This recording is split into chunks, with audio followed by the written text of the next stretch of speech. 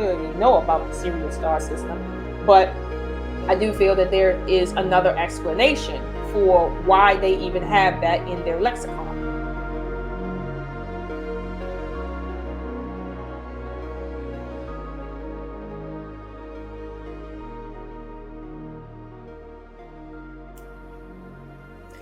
Hello, everybody. Thank you for tuning in to the Game of Dragons TV. I am your host, Miss Oshun, and give me a second to make sure that I have everything in order. Let me make sure my audio is not peaking above my vocals here. Yeah, there we go. Right there makes sense. And I hope everybody's doing good. Today is going to be one of those videos that I'm going to produce that, I'm gonna be honest with you, a few people may not like. I get that. But we will continue to, as they say, keep it trucking. So, as you can tell by the title, this is about the Dogon tribe of West Africa, particularly in the country we now know as the state or country of Mali. Now, let me be clear about something. This video is not to drag the Dogon tribe, okay, or Africa, or their traditions, or their mythology, or their religion. This is not to do that. However, and it is not to put, let's say, any other tradition or culture or religion or mythology over theirs. But I want everyone to be clear that today I want to express how important it is for us not to take anything, and I mean anything, at face value. There is nothing wrong with saying, you know what, I hear what you're saying, let me look into that for myself. I think a lot of times we hear people on television like the History Channel, and we look at them saying, well, this person, works as this and this person works as that at this university. And we feel that, well, they know what they're talking about. They really do. Versus us looking at them as equals in terms of the fact that they can be wrong in their research, in their perspectives, and hearing what they have to say as an equal versus someone learning from someone that's just so much more advanced than them in knowledge base, when we all have access to the same information, especially coming from the History Channel. Okay, so I want us to just kind of keep that in mind as I'm talking. I did consider playing a video for you guys, that would kind of help us through some of the conversation, but I'm not going to do that. The YouTube algorithm, it has been policing people very heavily, and I am not with the shits, okay? But what I want to first start off doing is giving a list of issues I have with the assertion that the Dogon's knowledge of Sirius A and Sirius B and Sirius C moving in an elliptical pattern of 50 years is unique to the Dogon, and thus their explanation of how they receive such information has to be true, which has been notably used on the History Channel to, support so many different theories. It's just weird, okay? And yes, I am of the opinion that that is not true. The Dogons did not, in fact, know about Sirius B and Sirius C and the mysterious planet that that circles Sirius C, because another race of beings came to them and told them this specifically, that they call the Nomo, or is what we understand the translation of the word Nomo or Nomos as the watchers or the seers, or what they call the teachers. Okay, so no, I don't believe that. Now, I stand to be corrected like anyone else, but I do not believe that, because there's so many things that they have to kind of explain first before I'm going to accept that explanation. And let me get into it right now. So the first issue I have with the explanation of the Dogon stating that they receive this specific knowledge, okay, in terms of this star and the different stars surrounding it, is because they received it from a race of beings, okay, that imparted this knowledge for a reason. Because as we know, No race of beings is going to travel clear across the universe to just say where they're from and then leave, and that's it. Which leads me to my first point that I have a problem with.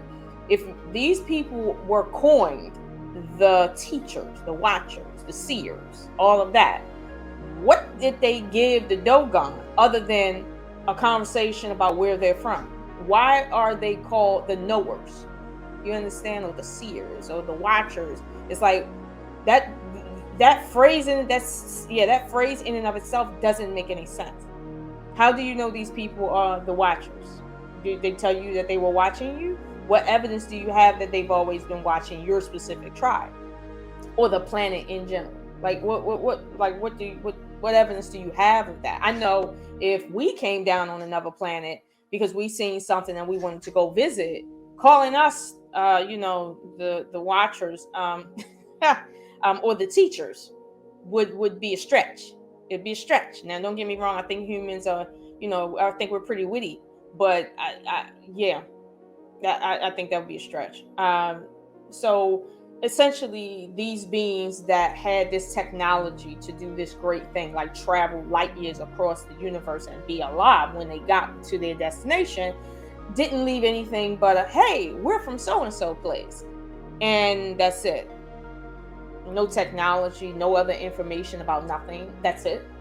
You understand? So this is one of the reasons why I doubt that story, because it just doesn't make any sense in terms of the context of coming in contact with a race of beings. There has to be a reason for this race of beings. Even if they didn't say anything else, there has to be something else to go along with the meeting of these two species. It just has to be. I'm just not going to accept that they just came to tell you hello and goodbye and where they came from and not even where they're going. That to me is it doesn't say that they're not being truthful, but it does cast doubt in my mind about the truthfulness of the statement. Now, I watched a video by Dinosaur Samir, and you guys can go and look him up. He did I think a 3-part study of the Dogon tribe, where he went to the Dogon country and he spoke with several elders in the tribe about this issue involving the Sirius star system and what they know. In his interview with certain elders, or one in particular, one of the oldest elders there, it had been said by the elder, or let's say translated through the translator because they didn't speak English, that the tribe itself doesn't believe that it's possible for people to live on other planets. Somehow the idea on the History Channel is that the Dogon tribe says that a race of beings told them, made them special by telling them, we live on a planet surrounding a star that's surrounding another star that's surrounding another star that is over there. You see what I'm saying? Like, this is what casts a lot of doubt on me. And no matter who's right, the fact that you have differing accounts from the Dogon tribe tells me something's off. Not to say that they're wrong, but something is off. I'm not seeing that clear. I'm not getting that clear okay to believe what they're saying. Now, what else casts doubt, and this isn't really a big one, but the idea that they don't have any other myths that back up this issue of the Sirius star system, meaning you have this group of people called the Nomo that is attesting that they are from a planet circling in this Sirius star system. However, there's nothing else in the Dogon's tradition that has anything to do with that. Like, nothing. There's no stories associated with these people. Their creation myth kind of teeters along the line of other creation myths that you would wonder, are we talking about how the universe came into play, or a group of people that you were talking to, or your ancestors were talking to? And then there's the slight issue of people saying that individuals from the Dogon tribe say that they themselves are from another place. Now, I've heard that in older videos from the 80s and the early 90s of teachers in the Black conscious community, stating that the Dogon tribe is attesting to actually being the Nomo themselves. So at the end of the day, obviously I heard it from their mouth. I seen it on camera from their mouth that they are not the Nomo. They themselves do not come from another planet. They don't believe that men and human beings can live on another planet. However, there is this issue that, there's this cultural issue where they only know that. They don't know anything else. Like, there's nothing else that was said to them. These race of beings thought they were so intelligent to understand something like that. But there's nothing else that makes sense. There's nothing else. No, nothing. There's nothing. This is another issue that I have with that, because, if when I meet someone, right, and I tell them about my history, and I tell them where my father is from and how I grew up and things like that, you get a whole picture of my world that I come from. And whatever I impart on you is based on that world. So we're going to see traces of that culture now being disseminated into this new culture. That's what we're going to see. However, it's doubtful that anything could be transferred to the Dogon, because the Dogon is not the oldest tribe in Africa. And a lot of their iconography stems out of East Africa, which we already know it stems further out into East Asia, which stems further back than what we can realistically understand at this point. You understand? Coincidentally mentioning these same quote unquote Nomo, but I'll get there in a little bit. Now, I did hear one of the elders during the Dinah Samir interview stating that the Nomo traveled to Earth via a lightning rod, and it seems as if they were trying to say they didn't actually travel in a vessel. Like, that's what they were trying to express, that this was not like a physical thing. Like, they just kind of came here, almost like they either time traveled here, or they walked into some sort of door and came through here. But it was like light, like they traveled light, like really light, or by light, something about light. And so the thing is, I this casts doubt on my belief in this, simply because there's older materials talking about the use of light and travel, and the use of light when it comes to like making things. You see what I'm saying? There's very old information from other cultures. So for me to believe that a group of beings came down and told just them, or came down to them after the fact and told them everything about how they got to Earth, and then said, you know what, that's all you guys need to know, and left. This doesn't make much sense. You understand? It just doesn't. There's a slither of a chance that it could, but that slither is, like I said, a slither. Next, I would like to say the idea that a advanced group of people came to a indigenous group of people that weren't that advanced, and now suddenly they're being called the teachers, right? I think this is reminiscent of what happens whenever a group of people encounter another group of people that they feel just knows just a little bit more than them. Even though, let's say, Europeans is not on the scale of traveling the universe, when they came in contact with certain tribes in Africa, in Australia, even in Asia, they were considered to be these enlightened beings that had all of this cool stuff, like this technology, right?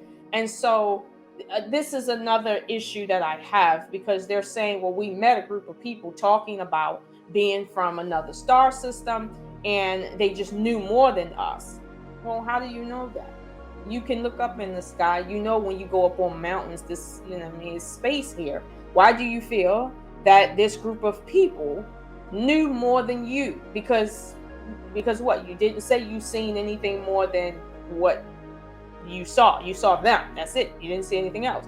There's some accounts on the History Channel, of course, that can't be corroborated, that says people in the Dogon tribe attested that their ancestors saw an actual spaceship come down to the planet and create a dust cloud, because that's just how big it was and how much sound and wind it was making, in the shape of a saucer. Meanwhile, everyone, and I mean everyone today that sees a flying saucer reports no propulsion system, zero noise, moving through the air, making no sound, no waves, no nothing, at a speed that should be making sound waves, dust clouds, and everything else. But they're saying that that's totally void of that. So my thing is, are you telling me that a group of people in what is equivalent of an airplane in the 1940s came to your ancestors thousands of years ago, and said they came from another star system, like, and traveled light years across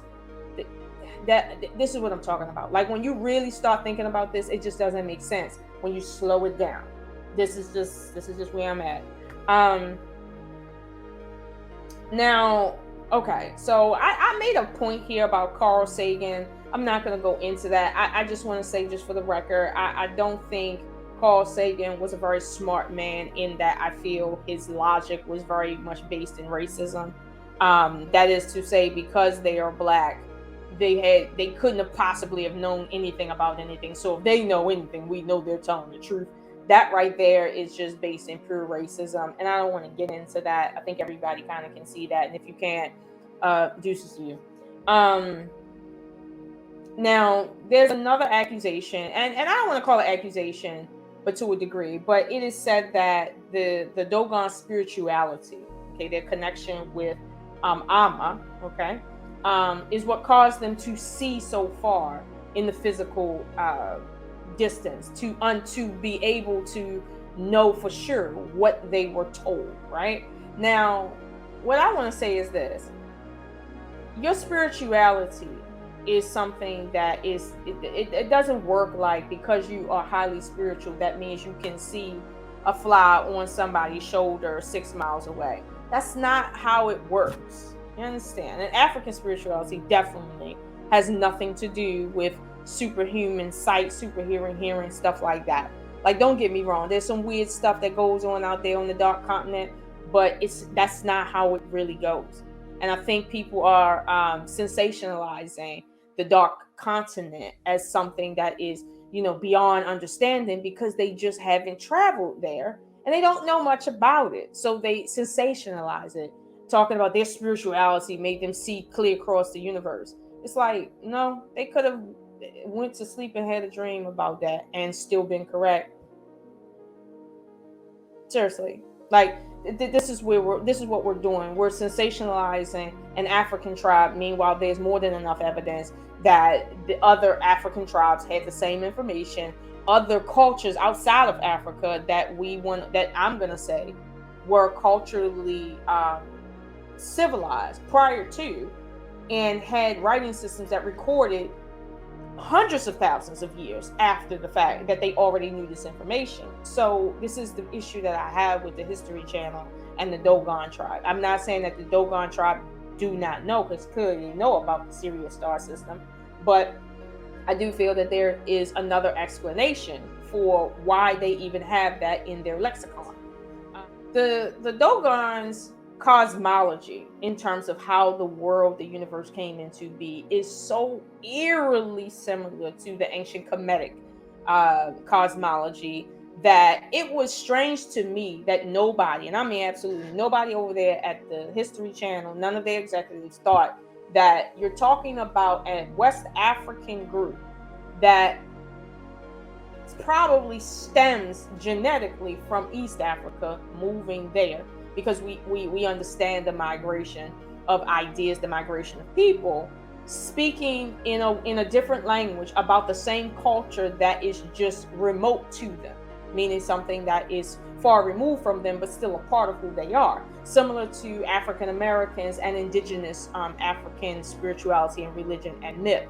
You can tell that African Americans are more of the newer group. However, you can still tell that their origins is not in the Americas. You can tell that in certain subtle ways. Same thing here. You like literally the four twins of the ancient Kemetic system. Okay, they both have counterparts.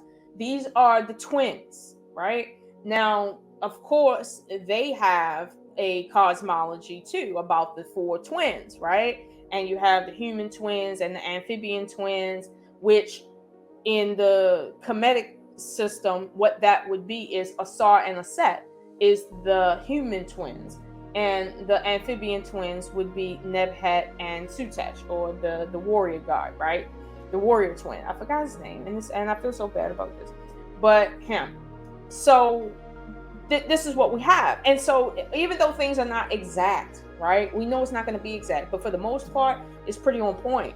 Now, the idea is if you can see, it's you're talking about the same biological group of people with the same cultural mindset.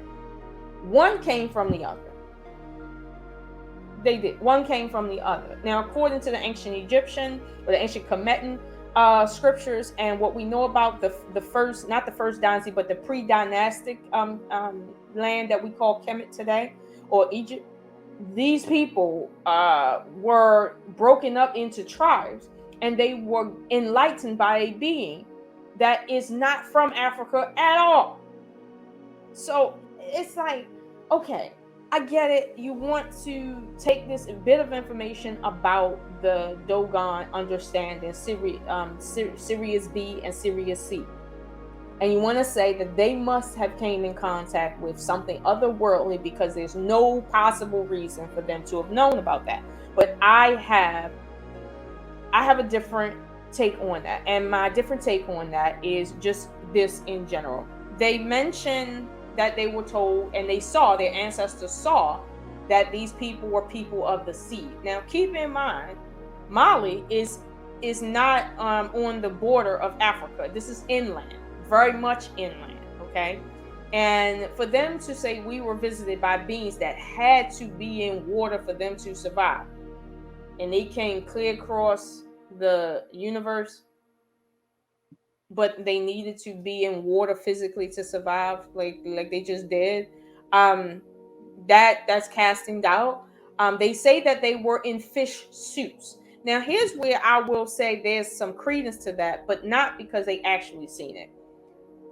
In the Sumerian culture, there was already reliefs painted, not even painted, I'm sorry, carved into the walls of the quote-unquote Apkalu, or the fishmen, the men that had suits that looked like fish scales on, that allowed them to be in water and or not be in water, allowed them to breathe underwater or not breathe underwater.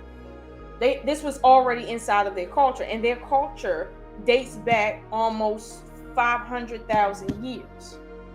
Like, you're talking about almost a billion, like you talking about a long time ago. Like, this is what I'm saying, like you talking about eons ago. Like, and this is written down record. This is not hearsay, which is another issue that I have, because when we talk about hearsay and culture being passed down via mouth, something always changes. It doesn't matter how good you are. Information being passed down via word of mouth is going to change over time. That stone is not. So, that's another issue when it comes to what they were told. And I'm not even saying who they were told by, but this is the issue. They also said that, and this is not what they were told, but this is what they said as a result of what they were told, that their ancestors mentioned that before this group of people made contact with them, they seen a new star in the sky. You understand? A new star in the sky. And they just called it the new star. This gives credence that it would look like a new star coming from some other place if there was beings coming there. But then you have to roll it back that they are also saying that there was no ships. These people came through a lightning rod. Like, they came, like they walked here. One man did say they walked here. And I was like, what do you mean they walked here? Like, from across the universe, they walked. The only way you can walk here from across the universe is if you literally do, as Einstein was trying to explain, bend time and space together. Like, you're bending it together to a point to which walking from one point to the other is literally nothing. It's literally nothing.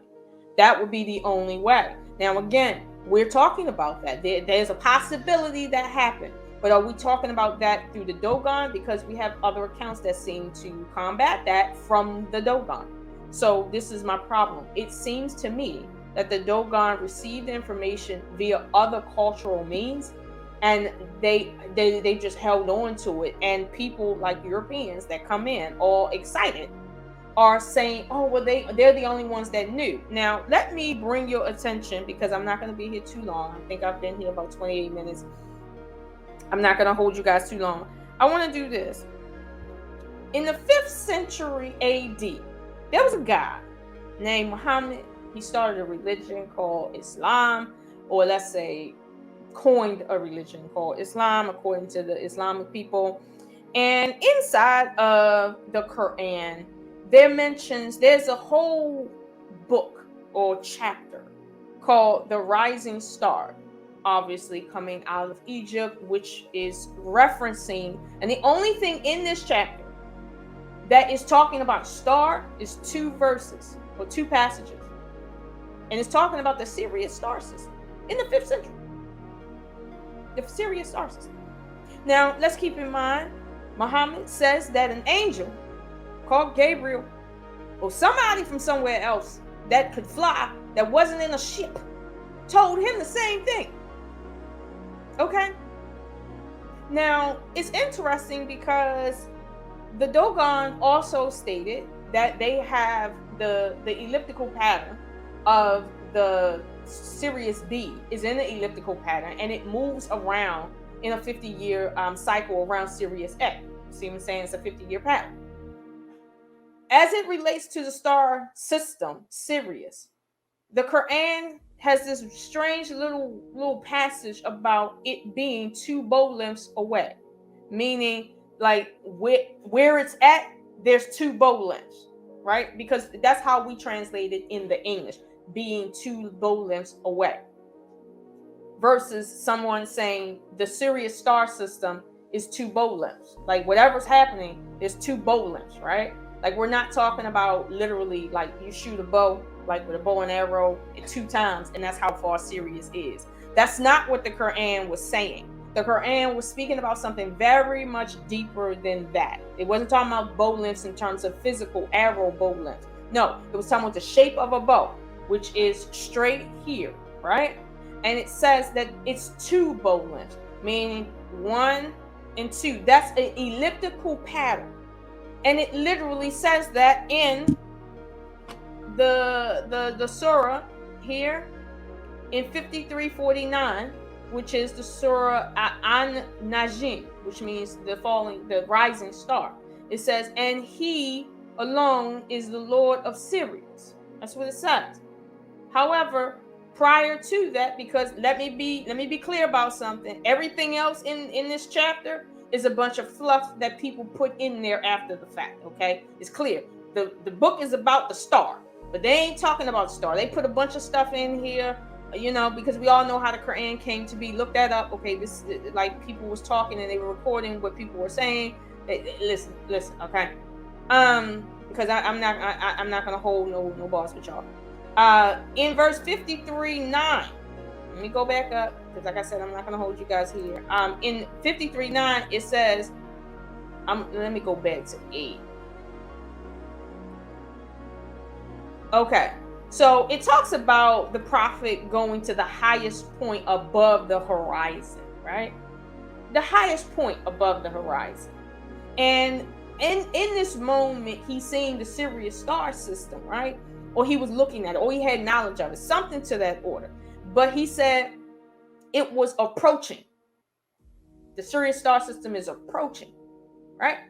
And that it was close, like it's approaching, and it was close enough for him to see it. Now we know he didn't see anything with his 2 eyes. We know that. So what is he talking about? Something's coming close. You understand? As it approaches in verse 53:9.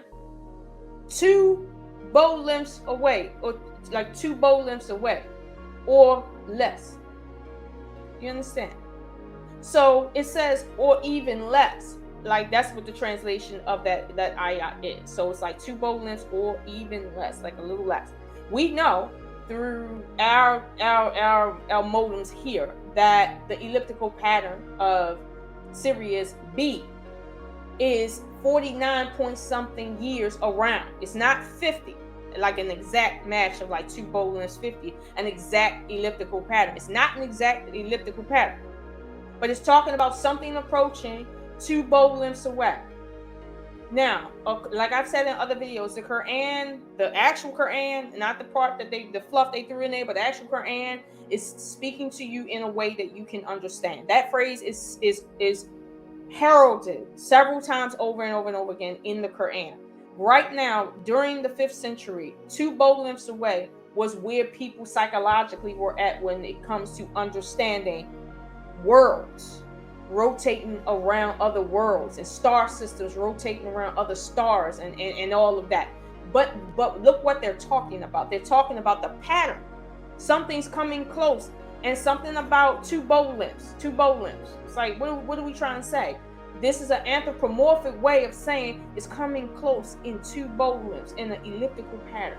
What are we talking about? An-Najm, the star that rises. What star that rise are we talking about? The same rising star that the Egyptians based their cosmology and their whole life around, which is the Sirius star system. And we read that in so many other cultures that their cosmology is centered around the Sirius star system, all the way out to the Americas and the indigenous people here. So before any discovery was quote unquote made here. This is what we're talking about. So when we talk about the Dogon, they're the only ones that understood about the 49.9 or 49.8 years that Sirius B moves in terms of the elliptical pattern that it moves in. That's not true. It was already in the Quran. Now let me tell you something. Contrary to popular belief, the Quran is only really telling people what they should already know. Meaning this information is somewhere else prior to it, because the Quran says it came to justify what already is here. So there's information somewhere else that the Quran is here to justify. It's here to support. It's not no new shit. So I don't understand why we're not looking at this. But then again, I can understand why we're not looking at this, because it's the Quran. The Quran on the History Channel as having been the first recorded, at minimum, the first recorded a source that speaks about the Sirius star system being 49 point just under 50 years in cycle. You understand? In reference to the elliptical pattern of it, right? This is interesting. Like we're not gonna pay that no attention. And then keep in mind, and I know this might sound like a stretch, but hey, it's here. In the surah called An-Najm, in was it ayat or verse 49, this is where the information actually resides. In verse 49, it says, and he alone is the Lord of Sirius. And in verse 9, it talks about the actual bow length, the shape of the pattern that the star was moving in terms of it coming close, right? So what are we talking about here? 49 and 9. 49.9. Like, I'm not one that is going to harp on conspiracy theories. I'm not. But it's there. You understand? 49 and 9, 49.9 is right there. And let's suppose we don't even look at that. Look what is here. You have a man saying that somebody else is telling me about this star system. And he's not saying he's from this star system, but he's talking about this star system. And it seems to be the only star system that it cares about, mind you. Okay, which might give credence to, angels or whoever this was talking to Muhammad, that the Sirius star system is something to pay attention to. It didn't start with the Dogon. The Dogon were not the only ones that had an understanding of the pattern of Sirius B. You understand? Or Sirius A, because they're moving in a 50-year pattern around each other. Like the smaller one is moving like that around the bigger one. However, the issue is also about Sirius C, right? Now, Sirius C, they're saying, is a star that's revolving around Sirius B.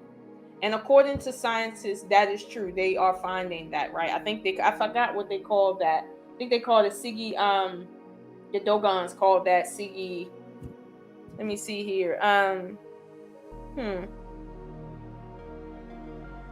don't seem to have it in my notes here, but I remember it because it's not Sigi Toro. Sigi Toro is Sirius A. Sirius C is something else. It's called something else. It's not that. However, here's the thing with Sirius C. Are we going to say that the Dogon are the only ones that understood that most stars, and I mean most, almost all stars, are binary stars? Like, are we going to say that they're the only ones that knew about that? Now, I'm not going to go too far into this, but I have heard accounts of people stating in other cultures that they came in contact with beings that said they were from another star system, a planetary star system that just so happened to be in that range of the universe. You understand? Planets in that range of the universe. And I'm talking about the Pleiades system, right? Star system, planets that are surrounding these stars, because the Pleiades star system are stars. No one lives on a star. You understand? There's planets there. So if people already knew about that, are we not even going to investigate the Dogon being a tribe that actually had an encounter with these beings and only heard that part? Or are we or what? You understand? Like, I'm not saying they didn't, but I am saying there's a lot of issues that I have with that I would have to clear first before I say, you know what? Whoever was talking to them definitely was from the Sirius star system, and the planet that is revolving around Sirius C. Yeah, like I'm just not there yet. Now the last point I want to make is that the Dogon is said to have made the statement that the Sirius B, for instance, is a very, very dense star, right? Very dense star. And it's made out of the heaviest metal. It's made out of very heavy things. Not the heaviest metal, but it's made out of different metals. And it's very dense. You understand? And here's the thing that I question about that. If this information came to their ancestors, the question is, why are you being told what Sirius B is made out of? Why are you being told that? You understand? Like, why do you need to know that? You understand? Like, that, just that part right there. Why do you need to know that? Because if a being is going to tell you that the other star, one of the 3 stars in the system that I live in, is made out of something very heavy, and we know that, dense stars is because stars come down on itself. It creates dense, like a balloon, right? If you condense a balloon, it becomes heavier than if it's kind of like big. We know that, right? Can we discount the fact that that information specifically could have came from outsiders? And I'm talking about Europeans. Like, at this point, can we discount that? No, we can't, because I can't even put into context why is somebody telling you about what one particular star is made of in terms of it being dense? It's not even what it's made of. You're just saying that it's just really dense. All stars that become what they call dwarf stars are dense. Like, it ain't light. Well, to date, we haven't found any lightweight dense stars. Like, or we haven't found any. It might be, but we haven't found any. So my thing is, why is it that we're just accepting this information as, oh my God, one of the Nomo really told them that? Come on, like, just come on. Even for the people who are a part of the Dogon tribe, let's be clear. This is not something for you to even take in as being factual. Like, it's not. You understand? Like, don't get me wrong, I'm African American, and there's certain stories that I know are very heartfelt stories in my culture, but I know that they're fictional.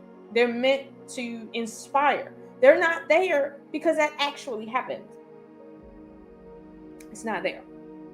That's not what that is. And it doesn't diminish my culture. It doesn't mean that my culture isn't great, but that's just not what it is. That's a lie.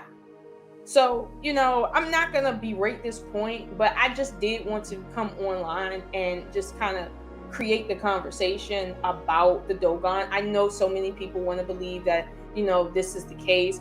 But when we look at, for instance, the Apkallu in the Sumerian culture, this is a literal copy. And if you know anything like what I know, the Egyptian cosmology comes out of the Sumerian cosmology. And the West African cosmologies can be traced back to the Egyptian cosmology.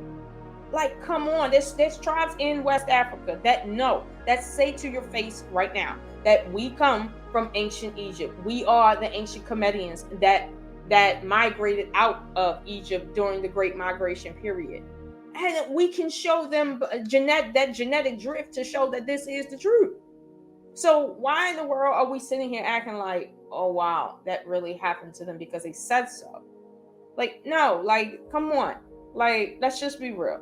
And again, I'm not trying to put the Dogon down. I think that they have a lot to give the world in terms of their tradition and just in general, I do. But as far as I'm concerned, I think that they are carrying a truth.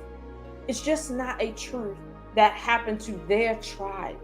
It's a truth that came to humanity, and it just so happened that the memory is still alive within their little group.